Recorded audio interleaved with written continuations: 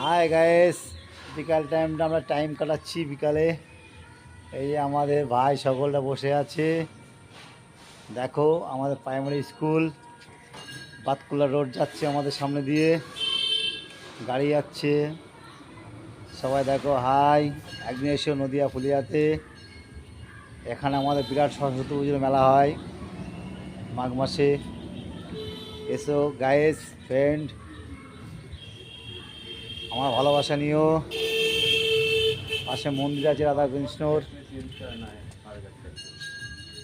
এই যে আমার ভাইপো সেবক বসে আছে, আমার তারক ভাই কেরালায় থাকে, বাড়িতে এসছে নতুন। এই যে আমাদের primary school, Kajbari primary school. Shibu ভাই ওখানে ব্যস্ত।